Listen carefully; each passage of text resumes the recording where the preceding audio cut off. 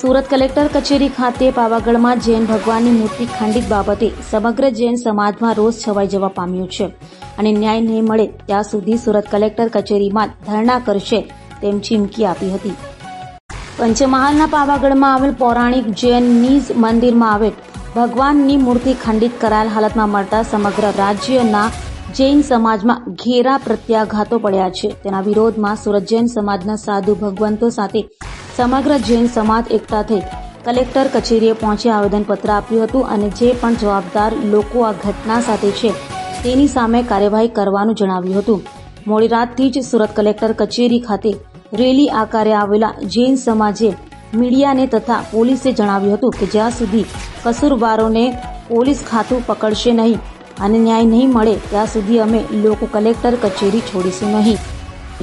હું પ્રફુલ્લ રાઠોડ, એક જૈન સમાજનો સ્વયંસેવક, ગઈકાલ રાતથી આ જગ્યા ઉપર છું અને ગુજરાત ભારત નહીં પણ આખા વિશ્વના જૈનોની સંવેદના અને લાગણી દુભાય એવું અધમ કૃત્ય જે પાવાગઢની ધરતી પર થયું છે એનો જન આક્રોશ અત્યારે સુરતના કલેક્ટર ઓફિસની અંદર દેખાઈ રહ્યો છે।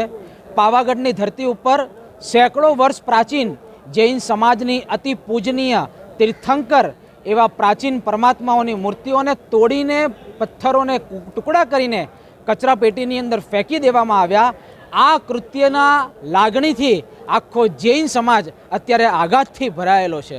છેલ્લા 12 કલાક થયા આ ઘટનાને હજી સુધી સરકાર તરફથી કે અધિકારી તંત્ર તરફથી કોઈ પણ રિઝલ્ટ જૈન સમાજને પ્રાપ્ત થયું નથી। આવું પહેલી વખત બન્યું છે કે સુરતની કચેરીની અંદર કોઈક જૈન સંતે આખી રાત ઉજાગરો કરીને સરકારની સામે આવેદન મૂકવા છતાં પણ કોઈ પરિણામ ના મળ્યું હોય।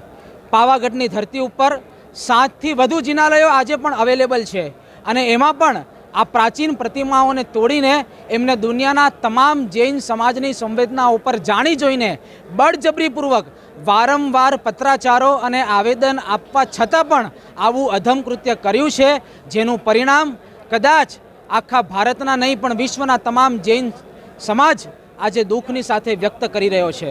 અમારી બે જ માંગણી છે, જે પણ અસામાજિક તત્વએ આ કાર્ય કર્યું છે તેને વહેલામાં વહેલી તકે સજા થાય અને જે જગ્યા પરથી અમારી પ્રતિમાઓને તોડવામાં આવી છે ત્યાં અમને ફરીવાર નવા મંદિર નિર્માણનો અધિકાર આપવામાં આવે।